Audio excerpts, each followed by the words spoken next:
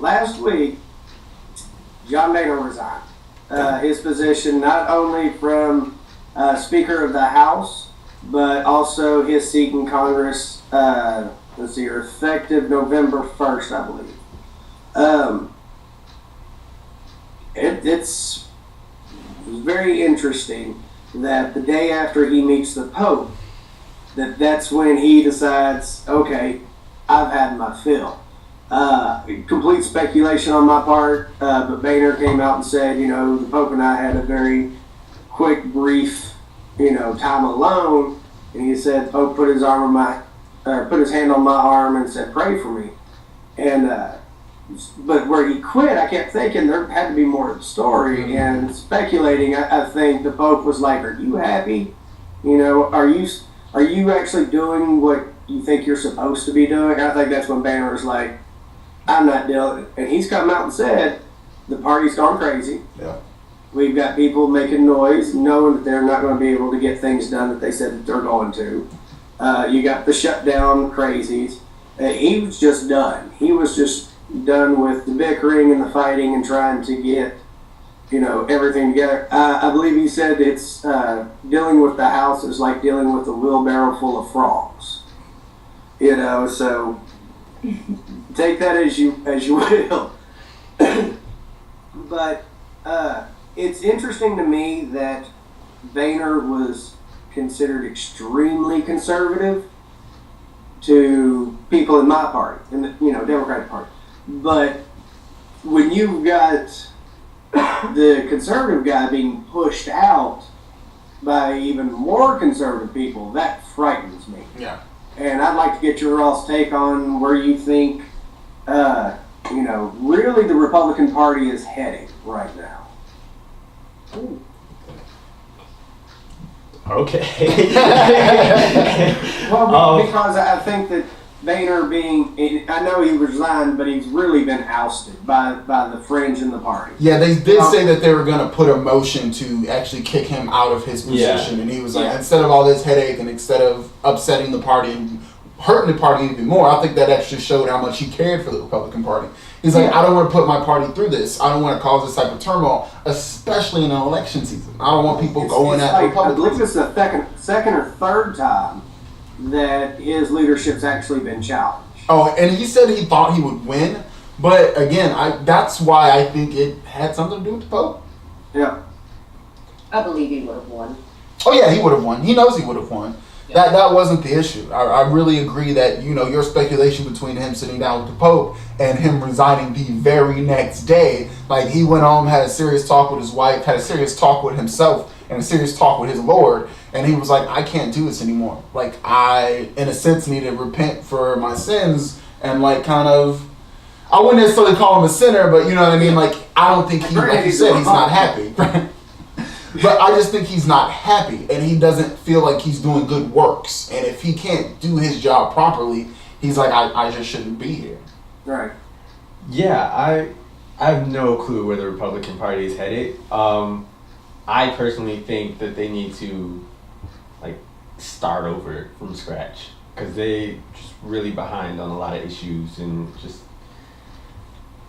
so, I don't even know how to put it. Just, there was a story that came out recently about one of the guys who's in the running to replace Boehner, him finally telling the truth about something. I can't remember. Benghazi. Oh yeah, about this organization that they set up for Benghazi, and it was really just so they could mess with Hillary during the whole election process. And it was just, I don't know, they just need to start over, I feel like. I agree. I don't really know where the Republican Party's going, but I don't necessarily like where the Republican Party's going. I don't mind saying I'm a Republican. I'm a Republican because I believe in very small government. I believe the government should not be a part of all of your life. I believe state and local government is where the founding fathers stated they wanted the majority of the power in this country to be, and that's what Republicans are supposed to be standing for. I'm very socially liberal, but when it comes to decisions and policies, I'm very conservative, even very fiscally conservative, because the amount of debt that we've piled up in this country is absolutely ridiculous. And that's supposed to be a serious talking point for Republicans. And I just feel they're becoming radicalized. Yeah. They are really going to the extremes. And anyone who goes to any extreme, it's not good. It's not where you want to be. You need to snap back just a little bit. I'm not saying, stick by your ideals and I'm conservative, I'm going to be conservative. Cool. You can be conservative, but to be like, I'm not going to work with anyone at all that is not in my party, that is not healthy for our country. And that is extreme. And that needs to be stopped. The fact that, like you said, Boehner said it himself, they knew shutting down the government wasn't going to fix anything. They knew they still weren't going to get the votes. They knew they weren't going to, strong arm anyone into taking their position. They just did it because they could. And they felt like it would get some publicity. That is not right. And I think, again, him sitting down with the Pope, he was like, I can't do my job, Pope. What are you thinking? And the Pope was like, son, you need to be happy. You need to live life, and if you can't do it here, you've got enough influence, you've got enough power where you can go anywhere you want to and still be effective. So I'm more interested in where he's going to go than the Republican Party, because if the Republican Party continues to do what they do and isolate large sections of the population, they're going to continue to lose all elections, especially major elections, to the point to where they make themselves irrelevant. And people, honestly, even their own people are calling them a bit crazy. If you keep doing that, everyone's going to call you crazy and your party is going to implode. So I don't want that to happen, especially not have one party in this country. That'd be horrible. But I think that's where they're going if they don't realize that they're so out of touch with America. Yeah, I believe that a new party will, eventually arise in that case. I think what's going to end up happening, I have always been very staunch Republican, and I find myself with each passing year pulling further and further and further away from the party.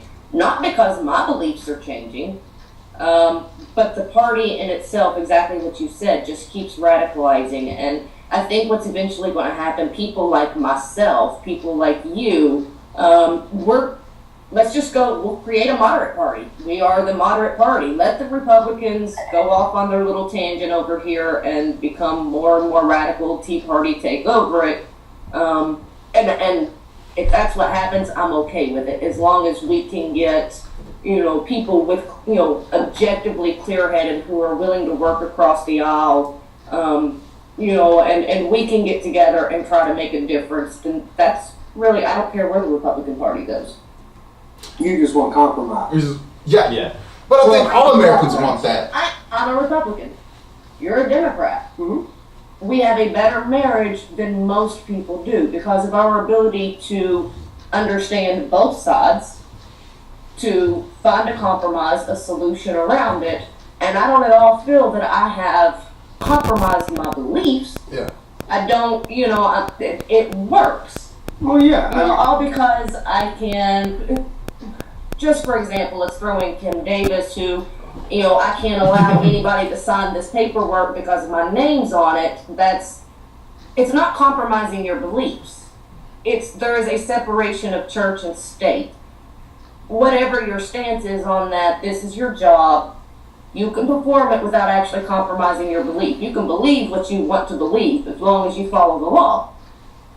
There's always a middle ground. That doesn't mean that you have to, suddenly feel guilty for, I've betrayed everything I ever believed in by compromising. No, not at all. Yeah, I don't think when Kim Davis leaves this world, Jesus is going to be there going, did you sign this? Did you sign this? Yeah. Did you allow this person to sign this? Stamp Jesus. No, but I do think that another party will arise if something like that was to happen, to fill that void. But that is what a democracy is compromise. Like, that is what, like, if you don't want to compromise, don't run for politics. Like, if you're so staunch in your beliefs, then don't break and slow down the entire system that passes laws to the point where you disgust most of America just because you don't want to compromise. Well, see, that was my big... when the whole shutdown was going on, I saw something on Facebook, and I'm paraphrasing it, something to the effect of, if you go to destroy the government, why are you running for government? Yeah. If you don't want there to be government, why ask for the job? It was something to that effect. And it really kind of brought it home to me because it, really was, we should, the government shouldn't be here. It shouldn't be here, here, here, and here. Well, where should it be? Well, it should be holding our nuclear weapons, and that's it. It's military. That's all some, the extreme conservatives think, on small government. It should really just be military. I would even get close to that idea. Most decisions need to be left down to the states. Now, do there need to be broad, okay, this is a law, we have passed this? Yes, but how you enact it is down to the state. And that's where the problems come. When a big federal entity make a blanket rule down to the T and expect every single state to follow it, you can't do that. Not every state the same. Yes, I think the minimum wage needs to be raised, but you can't just be like, okay, now the minimum wage is $20 an hour.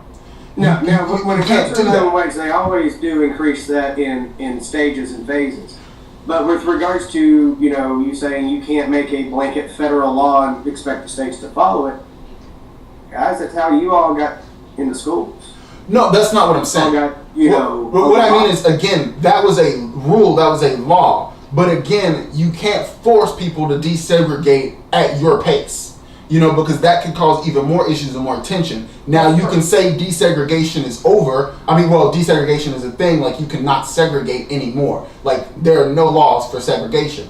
But to force Alabama to automatically put blacks and whites together, a lot of people are going to get hurt. There is a slow movement, a progression that has to happen at a natural pace. Because when you force it unnaturally, you can break it worse than it was before. That's true. That's very true. So you're equating the same thing to the gay marriage ruling? Yes. Yeah. Gay marriage is now legal in this country. That is what the Supreme Court stated. That is now the law of the land. Right, but had we left it up to the states, it would not be the law of the land. It would be the law of California, and how many was it? 13 others? No, I don't think you're understanding me right, Brandon. What I'm saying is the government can make blanket decisions, but they can't force states to implement it the way they want to. You have to allow the states to be like, okay, this is now a rule we have to follow. How are we going to apply this rule? And that's what a politician is supposed to do in state and local government. Okay, this is now a policy they've given me. How do I implement this policy the most effective and the best way for my constituents? And that is what we've gotten away from. We're allowing the federal government to make the policy and then implement it at their whim and what they want. And that does not work for all states. All right, so what office are you running for? You have my vote. Thank you, I appreciate it. I would love to be in state and local government later on in my life. But again, right now I'm in a situation where I went to college, got my degree, did what they told me to do. But now every time I apply for a job, they're asking me for 3 years of experience, 5 years of experience. I've been in college for the past 6 years, dude. And they don't count college as experience, which is a huge problem. Okay, I understand you're not giving me 6 years of experience, but at least give me 2, right? Internship times, See, but once you get out of college and you're this age, internship, you don't make money in an internship. I'm not saying I wouldn't want to, but if you're going to hire someone who has a degree as an intern, pay them a decent wage. I'm still trying to live my life out here, and you're giving me pretty much nothing. I can't sacrifice that much of my time, unfortunately, and still expect to stay afloat. So, that is the predicament we're putting people in this country. We're telling them, hey, go get a degree. And then when they get out, oh yeah, those jobs we promised you, we're not providing them right now. You're going to have to wait. People. Yeah, we need experienced people. Yeah, it's like that. What is this catch-22 that you just threw me in? I have to say I lucked out on that, and I found a company that prefers to hire people straight out of college for the new mindset. And they understand they don't pay as great as they could for somebody with my degree, so they know they're going to have a turnover every 2 to 3 years. Once we get that experience, you're going to find something else. Yeah. But at the same time, every 2 to 3 years, they get a fresh set of eyes. Yeah. And I think that would be a really good business model for, a lot of places to, if you want to stay competitive, especially in technology. Startup companies. Yeah, let's stay competitive by getting, I've got the guys with the most recent education and the newest stuff and a fresh set of eyes on things. So my suggestion for you in that case, honestly, is to go find the smallest company that you can find in your field. Mm-hmm. But I think that even harks back to the Republican Party and the fact that they don't have fresh new sets of eyes. No, and they need them, because that's what's making them become so out of touch with people, is because they've been in office for the past 40, 50, 60 years. Of course the world is not going to be the same as it was 50 years ago, dude. Like, you need to upgrade, update, and I would hate to force people to do that with like term limits and things of the such, but our democracy is getting so that people aren't being interested and people are staying in these positions for so long that it's not working. So how can we create this fresh turnover? It's so stagnant that we really absolutely do need term limits for Congress. We've got them, and honestly, we probably need term limits for the Supreme Court. I can understand the experience that, they would bring to the court, with their years of being on there. But if a judge has been sitting there for 30 years, he probably still has the same interpretation he did 30 years ago. So while the world is moving at light speed, times do change. And yes, you do interpret the Constitution because it's a living document. Just because there's a new interpretation doesn't make it right or wrong any more than somebody's interpretation of the Bible when it's different from somebody who's right or wrong. It just depends on how you read it and how it affects you. Mm-hmm. Yeah, and I think that's one of Boehner's biggest issues, is he's looking at the party and he's like, dude, we're not progressing. Mm-mm. We are not improving anyone's lives, and we're actually going backwards at this point. Mm-hmm. Like, we're losing people at a rapid rate. The reason we lost the last election was not because of the candidate, it's because we literally ostracized and pushed apart a large section of the population. And he was a robot. And Romney had his faults. He did, but neither one of them, like, Romney could have done it if he would have had a fresher pair of eyes around him to lead him in the proper direction. Because it wasn't that he was a bad candidate, it was that he maybe didn't appeal to voters like Obama may have. But he also didn't pick a good running mate. He picked a young guy who was just like, oh, since he's young, that'll invigorate the base. No, he's also got to be intelligent. He also has to be qualified. Well, now, Paul Ryan was intelligent. Paul Ryan was very much a policy, hawk. He focused on probably what Romney couldn't wrap his head around. Mm-hmm. But look at his debate against the vice president. He got destroyed in that debate. He didn't. Uncle Joe gonna beat you. Yeah. It's just how it is. So it's like, if you're gonna pick someone and you know their opposition, why are you giving them a non-loaded gun? Like, why are you giving him a knife for a gunfight? That don't work.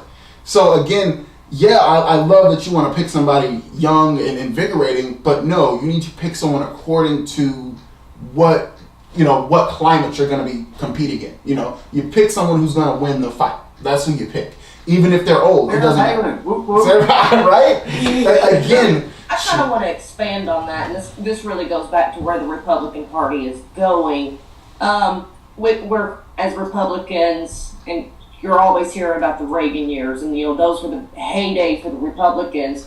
When you think about that, during Reagan's time, it was 30 to 40-year-olds who were raised up in the 50s when it was still stay-at-home moms. Mm-hmm. Women weren't working. We weren't voting.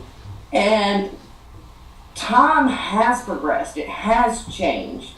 And the party is not. So they've still got this mindset. They're still trying to run their party as if they're trying to appeal to these people from the 80s.